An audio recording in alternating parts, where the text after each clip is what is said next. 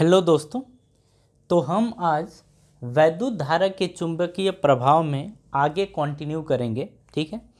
और आज हम देखेंगे सबसे पहले कि चुंबकीय क्षेत्र में धारावाही चालक पर बल, कि अगर किसी धारावाही चालक को चुंबकीय क्षेत्र में रखते हैं तो उसके ऊपर बल लगता है, यही चीज़ अपने को समझना है, ठीक है। और फिर हम ये इसमें समझेंगे कि जो बल लगेगा उस बल की दिशा क्या होगी, मतलब किधर की तरफ उस तार के ऊपर बल लगेगा। तो ये चीज़ हम समझने वाले हैं। तो आप इसे देखिए, हमारी हेडिंग है कि चुंबकीय क्षेत्र में धारावाही चालक पर बल। कहने का क्या मतलब है कि देखिए, अच्छा हम एक चीज़ जानते हैं कि क्रॉस, और इस क्रॉस का मतलब क्या होता है कि जो चुंबकीय क्षेत्र की दिशा है वो अंदर की तरफ है, मतलब जो चुंबकीय क्षेत्र रेखाएं हैं वो अंदर की तरफ जा रही हैं, ठीक है। और वहीं पे डॉट का मतलब ये होता है कि जो चुंबकीय क्षेत्र रेखाएं होती हैं वो बाहर की तरफ हैं, ये हमें पता ही है। चलिए अब आगे की बात करते हैं। तो देखिए, इसमें ये है कि हम किसी चालक तार को, मान लीजिए क्रॉस है, चुंबकीय बल रेखाएं अंदर की तरफ हैं, ठीक है। और हम इसमें क्या करते हैं, किसी तार को रखते हैं और उस तार में हम धारा प्रवाहित करते हैं और फिर देखते हैं कि उस तार के ऊपर बल किधर को लगेगा, ठीक है। तो इस चुंबकीय क्षेत्र में हम एक तार को रखते हैं और इस तार में हम आई धारा प्रवाहित कर देते हैं। अब हमें ये देखना है कि इसके ऊपर बल कितना लगेगा, और बल कितना लगेगा और किधर की तरफ लगेगा, ठीक है। तो अब ये चीज़ पहले समझ लीजिए कि अगर हम धारावाही चालक तार को किसी चुंबकीय क्षेत्र में रखते हैं तो इसके ऊपर बल लगता है, ठीक है, बल लगता है। और इस बल को बोला जाता है लॉरेंज बल। तो आप क्या करिए, पहले इस डेफिनेशन यानी इसकी परिभाषा देख लीजिए, उसके बाद हम इसमें आगे समझते हैं, ठीक है। तो ज़रा बोर्ड पे देखिए। हाँ जी, इसमें यह है कि धारावाही चालक पर चुंबकीय क्षेत्र में बल ये है, जब एक धारावाही चालक को चुंबकीय क्षेत्र में रखा जाता है तो चालक में प्रवाहित धारा की दिशा तथा चुंबकीय क्षेत्र की दिशा के लंबवत दिशा में चालक पर एक बल लगता है जिसे लॉरेंज बल कहा जाता है या लॉरेंज बल कहते हैं। तो ये तो जस्ट इसकी एक परिभाषा थी, ठीक है। अब हम समझते हैं कि इस तार के ऊपर जो बल लगेगा वो कितना लगता है। इसके बाद हम इसके दिशा की बात करेंगे। हम ये जानेंगे कि जो चुंबकीय बल की दिशा है उसको किस तरीके से ज्ञात किया जाता है, मतलब उसकी दिशा, ठीक है। तो इसके पहले हम ये समझते हैं कि जो बल है वो किस तरीके से देखा जाएगा, ठीक है। तो देखिए, हम इसमें फर्स्ट पॉइंट की बात ये करते हैं कि जो इसके ऊपर लगने वाला बल है, बल को हम F से दिखाते हैं, जो इसके ऊपर लगने वाला बल है वो इस तार में बहने वाली धारा के समानुपाती होती है। ये पहली बात है। हम कहेंगे कि मान लीजिए हम किसी चुंबकीय क्षेत्र में इस तार को रखते हैं तो इस तार में जितना ज़्यादा करंट फ्लो कराएंगे, जितना ज़्यादा धारा प्रवाहित करेंगे, इस तार के ऊपर उतना ही ज़्यादा बल लगेगा। तो हम बोलते हैं कि जो इसके ऊपर लगने वाला बल है वो उसमें प्रवाहित धारा के समानुपाती होती है, पहली बात। दूसरी बात ये होती है कि जो इसके ऊपर लगने वाला बल है वो इसमें जो ये चुंबकीय क्षेत्र है, इस चुंबकीय क्षेत्र के डायरेक्टली प्रोपोर्शनल यानी कि समानुपाती है। जो ये चुंबकीय क्षेत्र है ना, इसको हम B से प्रदर्शित करते हैं, चुंबकीय क्षेत्र को B से प्रदर्शित किया जाता है, ठीक है। तो दूसरी बात हो गई। तीसरी बात हम देखते हैं ये कि जो इसके ऊपर लगने वाला बल है वो इस तार की लंबाई के समानुपाती होता है, मतलब जितना लंबा तार होगा इसके ऊपर उतना ही ज़्यादा बल लगेगा, ठीक है। तो ये हो गया। फोर्थ पॉइंट में हम ये बोलते हैं कि जो बल है वो डायरेक्टली प्रोपोर्शनल होता है कि अगर इस तार को हम इसके किसी कोण पर रख दें, मतलब अगर मान लीजिए चुंबकीय क्षेत्र ये है, हम इस तार को ऐसे न रख के मान लीजिए किसी कोण पर रख दें, तो इन दोनों के बीच में देखिए कोण बन रहा है ना, हम इसको किसी कोण पे रख देते हैं तो फिर वो जो बल होता है उसके साइन थीटा के डायरेक्टली प्रोपोर्शनल यानी समानुपाती होता है, ठीक है। अभी समझिए इसको। अब हम चारों को मिला के हम कहेंगे कि फर्स्ट, सेकेंड, थर्ड और फोर्थ के द्वारा हम इन चारों को लेंगे। और चारों को लेने के बाद देखिए हम यहाँ पे लिखेंगे कि जो f होगा वो डायरेक्टली प्रोपोर्शनल यानी कि समानुपाती यानी अनुक्रमानुपाती होगा IBL साइन थीटा के, IBL साइन थीटा के। अब यहाँ से आपको एक बात समझनी है, ये जो समानुपाती या अनुक्रमानुपाती का ये जो सिंबल और चिन्ह होता है, जब इसको हम हटाते हैं तो एक नियतांक आता है, एक नियतांक आता है, ठीक है, जिसे हम यहाँ पे अनुक्रमानुपाती नियतांक बोलते हैं, वो तुरंत आ जाता है इसके हटते ही। तो यहाँ से जब इसको हटाएंगे यानी कि बराबर लिखेंगे तो ये हटते ही यहाँ पे K1 आ जाता है। इसको हटाने के कारण ये आया है, आगे जैसा है वैसा आप लिखेंगे, IBL साइन थीटा आप ऐसे ही लिखेंगे, ठीक है। अब देखिए यहाँ पर जो K की वैल्यू होती है वो 1 होती है, ठीक है। तो 1 अगर K की वैल्यू 1 रख दें तो जो इसके ऊपर बल लगेगा वो IBL साइन थीटा के बराबर हो जाएगा। अब बात यहाँ समझिए, हम ये बोल रहे हैं यहाँ पे कि अगर हम किसी तार को किसी चुंबकीय क्षेत्र B में रखते हैं और उसमें धारा I प्रवाहित करते हैं और उस तार की लंबाई अगर हम L मान लेते हैं, ठीक है, और उस तार की लंबाई L मान लेते हैं, तो जो इस तार के ऊपर लगने वाला बल होगा वो IBL साइन थीटा होगा, ठीक है। ये चीज़ आपने देखा। अब बात मेरी ध्यान से समझिएगा, हम यहाँ पे अगर ऐसे मान लें, आप अगर थीटा को लेके कंफ्यूज हो रहे हैं तो आप ऐसे मान लीजिए कि चुंबकीय क्षेत्र की दिशा ये है, ठीक है, ये चुंबकीय क्षेत्र की दिशा है और हम किसी तार को ऐसे रख देते हैं, हम किसी तार को ऐसे रख देते हैं, ठीक है। तो इस तार की लंबाई क्या है, L। अगर A और B मान लें, इस तार की लंबाई को L है और इसमें धारा अगर I प्रवाहित हो रहा है और इस तार और इस B के बीच का जो कोण है वो थीटा है, तो जो इसके ऊपर बल लगेगा, जो इस तार के ऊपर लगने वाला बल होगा वो IBL साइन थीटा के बराबर होगा।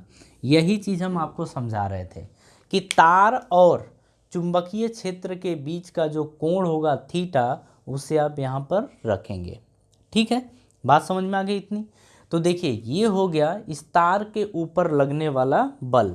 इसके बाद हम बात करने वाले हैं कि जो बल की दिशा होगी वो बल की दिशा आखिर क्या होगी, ठीक है। जब हम किसी तार को किसी चुंबकीय क्षेत्र में रखते हैं और उसमें धारा I प्रवाहित करते हैं तो उस तार के ऊपर जो बल लगता है उस बल की दिशा क्या होगी, अपने को इसके बाद ये देखना है, ठीक है। अच्छा देखिए आप, हम जो बल की दिशा यहाँ पे निकालते हैं वो दो नियम से निकालते हैं। एक आपका होता है फ्लेमिंग के बाएं हाथ का नियम और दूसरा आपका होता है दाएं हाथ की हथेली का नियम, ठीक है। अब जरा इस चीज़ को आपको समझना है, आप अच्छे से अगर देखेंगे तो आप सारी चीज़ें समझ जाएंगे। देखिए हम यहाँ पे आपसे क्या बोल रहे हैं कि जो बल की दिशा है, बल की दिशा को हम दो तरीके से निकाल सकते हैं, ठीक है। एक फ्लेमिंग के बाएं हाथ के नियम के द्वारा और दूसरा हम निकाल सकते हैं दाएं हाथ की हथेली का नियम, इसके द्वारा, ठीक है। अब ज़रा यहाँ समझिए, पहले हम आपको समझा लेते हैं फिर आगे की कहानी समझाते हैं। देखिए जो दाएं हाथ की हथेली का नियम है ये सबसे सिंपल आपको पड़ेगा, तो हम सबसे पहले उसी को आपको बता देते हैं। तो देखिए दाएं हाथ की हथेली का जो नियम है वो क्या है कि मान लीजिए ये कोई चुंबकीय क्षेत्र था, उसकी दिशा क्या है, अंदर की तरफ, ये चुंबकीय क्षेत्र था। इसके ऊपर आप क्या करते हैं, इसमें एक तार रखते हैं और तार में धारा I प्रवाहित करते हैं। तो अब हमें ये देखना है कि इस तार के ऊपर जो बल लगेगा वो बल की दिशा क्या होगी, ठीक है। तो हमने बोला दाएं हाथ की हथेली लेना है, जो आपकी अंगुलियां हैं, जो आपकी अंगुलियां हैं, अब देखो तरीका क्या है कि जो अंगुलियां हैं इन अंगुलियों को रखना है चुंबकीय क्षेत्र की दिशा यानी बी में। तो उंगलियों को, चुंबकीय क्षेत्र की दिशा क्या है, अंदर की तरफ। तो इन उंगलियों को कैसे रखना है, ऐसे अंदर की तरफ, ठीक है, ऐसे रखेंगे। तो अंदर की तरफ रखेंगे। और जो हमारा अंगूठा है, जो हमारा अंगूठा है, अंगूठा जो होगा उसको रखेंगे हम धारा की दिशा में। अंगूठे को कहाँ रखेंगे, धारा की दिशा में। तो जो हमारी हथेली है, पाम हथेली, जो हमारी हथेली है वो बताएगी इसके ऊपर, इस तार के ऊपर लगने वाले बल के बारे में, ठीक है, यानी कि बल की दिशा बताएगा। तो इस हिसाब से अगर ये नियम है, इस नियम के हिसाब से अगर यहाँ देखा जाए, चुंबकीय क्षेत्र की दिशा अंदर की तरफ, तार जो है, तार में धारा इधर प्रवाहित हो रही है, तो अपन ऐसे रखेंगे, ऐसे, ठीक है। तो जो हथेली है, हथेली जो है, हथेली किधर है, ऊपर की तरफ। तो जो इस तार के ऊपर बल लगेगा वो भी लगेगा ऊपर की तरफ। किधर, ऊपर की तरफ, ऐसे। तो हम कहेंगे कि इस तार के ऊपर जो बल लग रहा है वो ऊपर की तरफ लग रहा है, ठीक है। ये होगी बल की दिशा। आप समझ गए? जरा फिर से समझिए। आप यही मान लीजिए कि क्रॉस है। अब आप तार एक ऐसे रखिए और धारा ऐसे प्रवाहित करिए। अब इसमें आपको बताना है कि जो बल की दिशा होगी वो क्या होगी। तो देखिए, हम रखेंगे ऐसे, ऐसे रखेंगे, क्योंकि चुंबकीय क्षेत्र अंदर की तरफ। उंगलियां कहाँ रखेंगे, अंदर की तरफ। अंगूठे को रखेंगे धारा की दिशा में, ऐसे ऐसे। तो अब ऐसे रखेंगे जब आप, तो ये हथेली क्या बताएगा, इसके ऊपर लगने वाला बल। तो यानी कि इस तार के ऊपर जो बल लग रहा है वो इस दिशा में लग रहा है। बात समझ में आ गई? उसी तरीके से अगर देखा जाए तो आप देखिए, जैसे एक तार ये है, एक तार ये है, और हम चुंबकीय क्षेत्र क्रॉस ही रख देते हैं। अगर इसमें धारा इधर की तरफ प्रवाहित हो रही है, तो अब हम ये जानना चाहते हैं कि इसके ऊपर बल किधर को लगेगा। तो उंगलियों को कैसे रखना है, उंगलियों को अंदर ही रखना है, लेकिन धारा इधर प्रवाहित हो रही है तो अंगूठा भी इधर होना चाहिए। तो अब आपको ऐसे रखना पड़ेगा। जब आप इसको ऐसे रखेंगे तो जो हथेली है वो नीचे की तरफ है, तो इसके ऊपर जो बल लगेगा वो भी क्या होगा, नीचे की तरफ। तो बल की दिशा ये होगी। बात समझ में आ गई? अब यहीं पे आप एक चीज़ और समझ लीजिए इसको देख के, कि अगर मान लीजिए कि ये कुछ ऐसा है, हम धारा इधर प्रवाहित कर देते हैं और क्रॉस है, तो अब कैसे रखेंगे आप, चुंबकीय क्षेत्र की दिशा अंदर की तरफ, धारा इधर प्रवाहित हो रही है तो ऐसे, यानी कि इस तार के ऊपर जो इस चुंबकीय क्षेत्र में बल लगेगा वो लगेगा नीचे की तरफ। तो ये हो जाएगी आपके बल की दिशा, ठीक है। तो इस तरीके से हम दाएं हाथ की हथेली के नियम द्वारा ये निकाल सकते हैं, ठीक है। चलिए अब आगे की कहानी अपन समझते हैं। तो ये तो हो गया। अच्छा, इसको आप चाहें तो बोर्ड पे देखिए, जिससे कि आप इसकी परिभाषा लिख सकें और मतलब लिख सकें। देखिए बोर्ड पे आप देखिए, दाएं हाथ की हथेली का नियम यानी right hand palm rule, right hand palm rule. यदि हम अपने दाएं हाथ को फैलाकर इस प्रकार रखें कि फैली हुई उंगलियां वायु चुंबकीय क्षेत्र की दिशा में तथा अंगूठा धारा की दिशा में हो, तो चालक पर लगने वाला बल हथेली के लंबवत ऊपर की ओर होगा। हथेली के लंबवत ऊपर की ओर होगा। जो चीज़ हम आपको बताए ना, हथेली के लंबवत मतलब इसके लंबवत ऊपर की तरफ, ऊपर की तरफ, हथेली के लंबवत किधर, ऊपर की तरफ। तो ये आपका ऊपर हिस्सा है, ठीक है, इधर ऊपर की तरफ ऐसे। तो यहाँ से ये भी ऊपर है, यहाँ से ये भी ऊपर, एक जस्ट एक तरीका है, ठीक है। तो ये हो गया। अब लेंज के नियम द्वारा दूसरा जो हमारा नियम है वो लेंज का नियम है, फ्लेमिंग के बाएं हाथ का नियम है, लेंज नहीं, फ्लेमिंग के बाएं हाथ के नियम के द्वारा। अब इसी फोटो में हम वो भी समझ लेते हैं, ठीक है। तो देखिए हम क्या करते हैं, ऐसे रखेंगे। तो जो हमारी ये उंगली है, रुक जाइए, देखिए, जो हमारी ऐसे रखेंगे, ऐसे, तो जो हमारी ये वाली उंगली है इसको हम रखेंगे चुंबकीय क्षेत्र की दिशा यानी बी में, ठीक है। अब ऐसे आप रख रहे हैं, जो ये वाली आपकी मिडिल फिंगर है, माध्यिका जो है, उसको हम रखेंगे धारा की दिशा यानी आई में। देखिए ये आई है, ये बी यानी चुंबकीय क्षेत्र, ये धारा, और जो आपका अंगूठा होगा ये बल बताएगा, ये बल की दिशा बताएगा, यानी एफ क्या बताएगा, बल की दिशा। अब समझिए यहाँ पे हम इसको फ्लेमिंग के बाएं हाथ के नियम द्वारा कैसे समझेंगे। अब देखिए इसको रखेंगे हम चुंबकीय क्षेत्र यानी अंदर की तरफ, और धारा किधर प्रवाहित हो रही है, इधर की तरफ।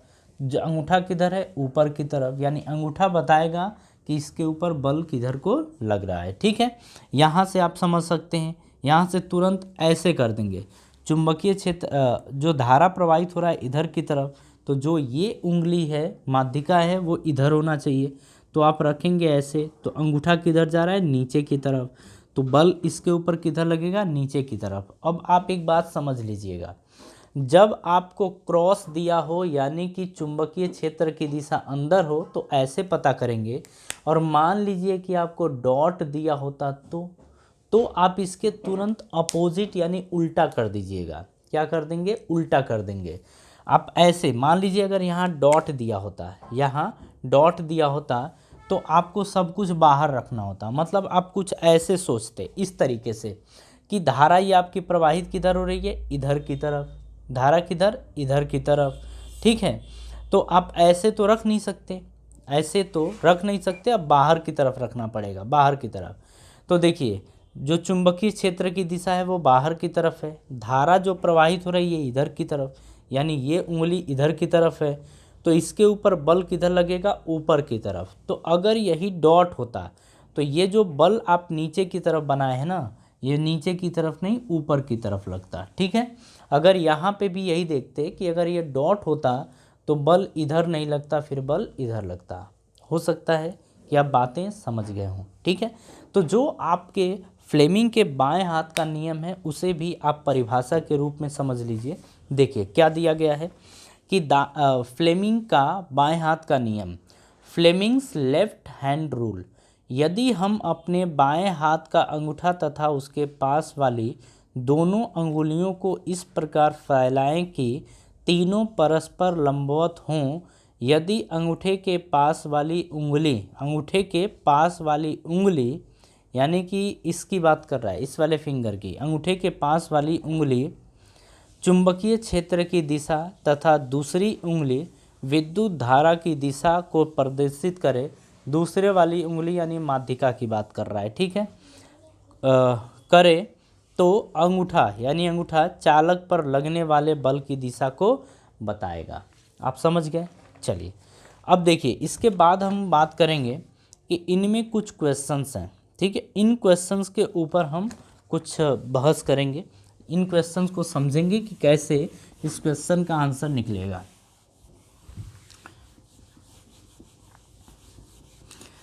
देखिए ये चैप्टर्स इतने टफ नहीं हैं, जैसे ही ये हमारा चैप्टर कंप्लीट होगा हम आपको इसके बाद जो हमारा टॉपिक जैसे ही ये ख़त्म होगा तो हम एनसीईआरटी के एक्सरसाइज कंप्लीट करेंगे, ठीक है। और एक चीज़ और है इसमें कि जो आपका जनरेटर और मोटर है उसको हम अलग से ही पढ़ेंगे, ठीक है, उसकी अलग से वीडियो रहेगी, आप उसे देख लीजिएगा, जिससे कि आपको, क्योंकि वो थोड़ा टाइम टेकिंग होगा, इसी वजह से उनको हम अलग बताएंगे। चलिए आपके बोर्ड स्क्रीन पे क्वेश्चन जा रहा है, उसको देखिए। बोल रहा है कि जो चित्र आपको दिखाया जा रहा है उसमें आपको फ़ोटो दिख रही है, दर्शाए अनुसार कोई इलेक्ट्रॉन। अच्छा अब बात कर रहा है इसकी, तो ज़रा अब हम थोड़ा टॉपिक और समझा दें कि जो क्वेश्चंस अपने को दिया गया है, जो क्वेश्चन अभी आपके सामने आ रहा है, उस क्वेश्चन के कॉन्सेप्ट को हम सबसे पहले समझेंगे ताकि वो क्वेश्चन सॉल्व करने में अपने को दिक्कत ना हो। क्योंकि अभी हम तार की बात कर रहे थे, लेकिन ये क्वेश्चन इलेक्ट्रॉन और प्रोटॉन की बात कर रहा है, तो अब हम उसे समझेंगे, ठीक है। देखिए मान लीजिए अब हम बात कर रहे हैं कि अगर किसी इलेक्ट्रॉन या प्रोटॉन यानी किसी आवेश को जब चुंबकीय क्षेत्र की में रखते हैं तो उसके ऊपर बल किधर लगेगा, यानी कि वो किधर घूमेगा, किधर मूव करेगा, उसकी बात हो रही है, ठीक है। तो देखिए हम क्या करते हैं, क्रॉस ले लेते हैं, यानी चुंबकीय क्षेत्र की जो दिशा है वो अंदर की तरफ ले लेते हैं। ठीक है, ये चुंबकीय क्षेत्र की दिशा है। अब यहाँ से आप समझिए, हम ये जानना चाहते हैं कि अगर किसी आवेश को हम इधर की तरफ किसी वेलोसिटी यानी किसी वेग से भेजते हैं तो वो फिर किधर, मतलब उस आवेश के ऊपर जो बल लगेगा उस बल की दिशा क्या होगी। ठीक है, वो चीज़ अपन समझने वाले हैं। तो देखिए, अगर हम यहाँ पे पॉजिटिव चार्ज ले लेते हैं, ध्यान से समझना, यानी धनावेश ले लेते हैं, तो इस धनावेश की जो दिशा होगी, यानी कि इसके ऊपर जो बल लगेगा वो बल की दिशा क्या होगी, या इस धनावेश को इस चुंबकीय क्षेत्र में जब भेजते हैं किसी वेग v से, तो फिर ये किधर की तरफ जाएगा, ऊपर जाएगा, नीचे जाएगा, अंदर घुस जाएगा, बाहर आ जाएगा, किधर जाएगा, इसकी बात कर रहा है। तो आप हमेशा ध्यान रखिएगा कि अगर हम किसी धनावेश को किसी चुंबकीय क्षेत्र में v वेग से भेजते हैं तो इसके ऊपर की तरफ बल लगेगा। किधर लगेगा, ऊपर की तरफ बल लगता है।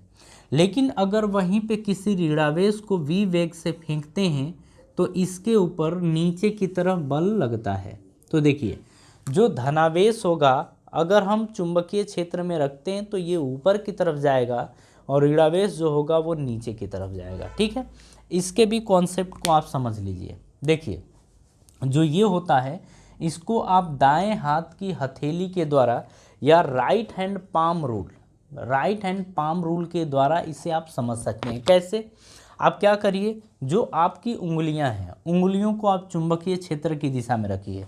तो हम फिर से वही कहानी कहेंगे कि जो हमारी अंगुलियां होंगी, यानी कि जो फिंगर्स मतलब अंगुलियां, तो जो हमारी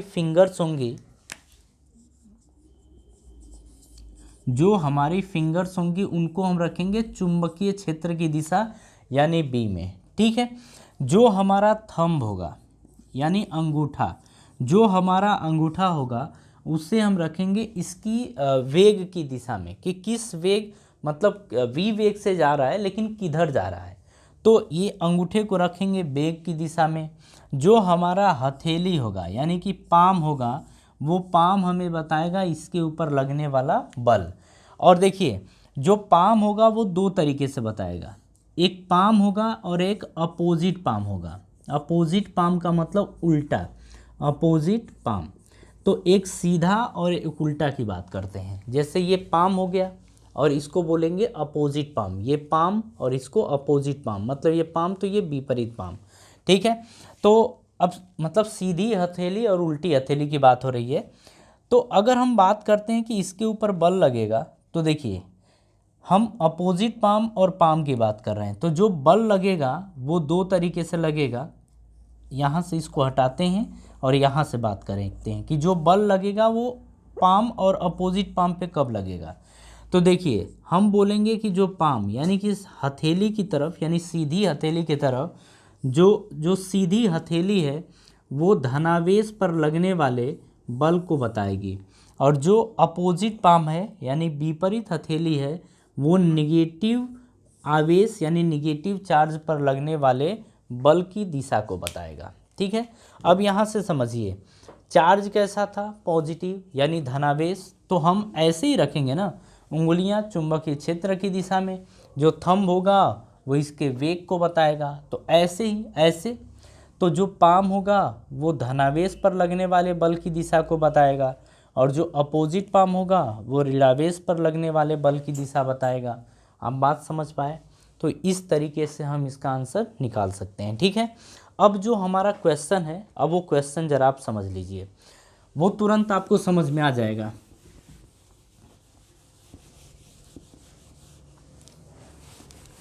देखिए, हम इसमें जो भी टॉपिक कवर करेंगे वो स्ट्रांगली कवर करेंगे ताकि आपको सारी बातें समझ में आए। ठीक है, हाँ जी, अब ज़रा समझिए। इसमें देखिए क्या दिया गया है क्वेश्चन, अब जाके पढ़िए। बोल रहा है कि चित्र में, जो आपको चित्र दिख रहा है उसमें दर्शाए अनुसार कोई इलेक्ट्रॉन किसी चुंबकीय क्षेत्र के लंबवत प्रवेश करता है। ठीक है, इलेक्ट्रॉन पर आरोपित बल की दिशा क्या होगी, क्या है? दाईं ओर, बाईं ओर, कागज के बाहर की ओर आते हुए, कागज के भीतर की ओर जाते हुए, ये है। लेकिन अगर फोटो में आप क्वेश्चन देखें तो चुंबकीय क्षेत्र की दिशा ये दे रखा है, चुंबकीय क्षेत्र की दिशा ये दे रखा है, और हमसे ये बोल रहा है कि जो इलेक्ट्रॉन है, इलेक्ट्रॉन की बात करें तो वो एक ऋणावेश होता है। इलेक्ट्रॉन कैसा होता है? ऋणावेश। और वो आ रहा है किधर को? इधर की तरफ। मतलब उसको हम किसी वेग से भेज रहे हैं, किधर की तरफ? इधर की तरफ। तो अब आप बताना, आपको ये है, एक चीज़ तो आपको तुरंत समझ में आ रही होगी कि ये ऊपर नीचे तो नहीं जाएगा, या तो इधर जाएगा या तो इधर जाएगा, लेकिन सॉरी, ऊपर नीचे ही जाएगा। ठीक है, हाँ जी। तो देखिए अब कैसे कि दाईं ओर की बाईं ओर आप क्या करिए, ऐसे हाथ को रखिए, ऐसे, मतलब ऐसे ही रखेंगे ना, ऐसे। ठीक है, मतलब ले ये ऐसे रखेंगे। तो अब निगेटिव चार्ज है, किधर की तरफ आ रहा है? नीचे की तरफ। तो इसे हम रखेंगे वेग की दिशा में ऐसे, और ये उंगलियां रखेंगे चुंबकीय क्षेत्र की दिशा में। ठीक है, ऐसे रखेंगे हम इस तरीके से।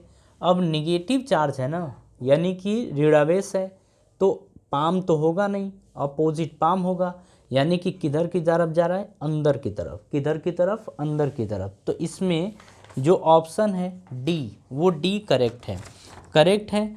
बोल रहा है कि कागज में भीतर की ओर जाते हुए। आपने देखा ना कि जब हम इसको ऐसे कर रहे हैं तो अगर धनावेश होता तो ऊपर आता, ऋणावेश है तो किधर जाएगा? नीचे की तरफ, यानी अंदर की तरफ।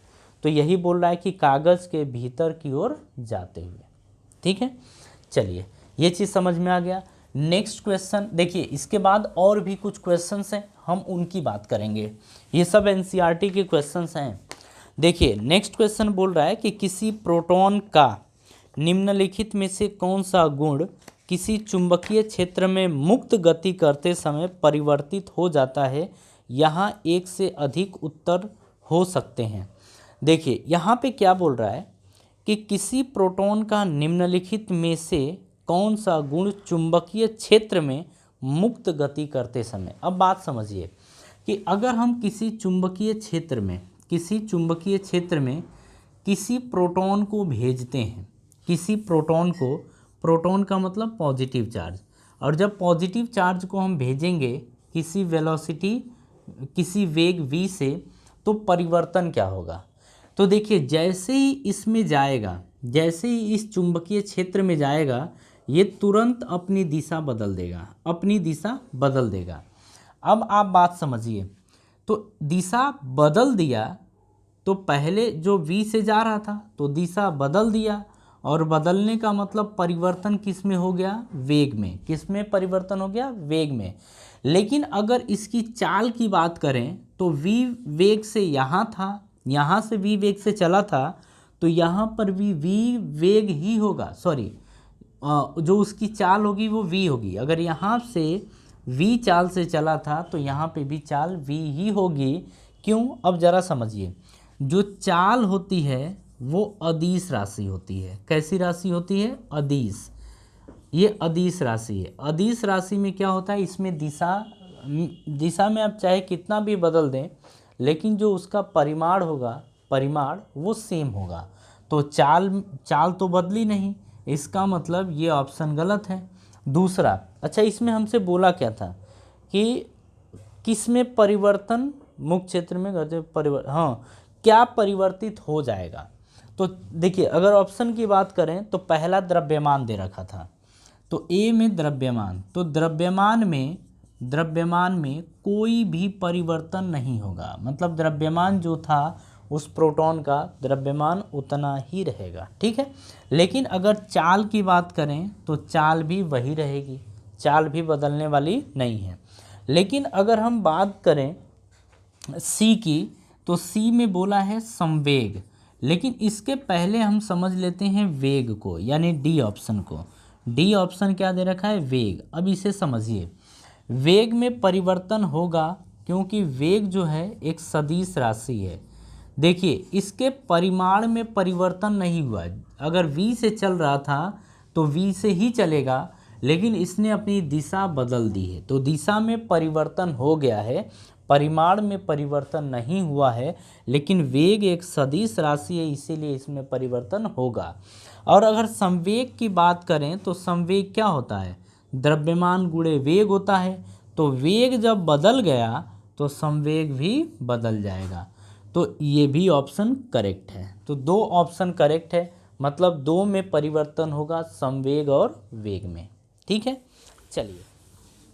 हाँ जी, तो चलिए अब हम इसके आगे का जो टॉपिक है उसे हम नेक्स्ट वीडियो में कवर करते हैं। ठीक है, टाइम ज़्यादा हो गया है, तो अब मिलेंगे नेक्स्ट वीडियो में। तो थैंक यू।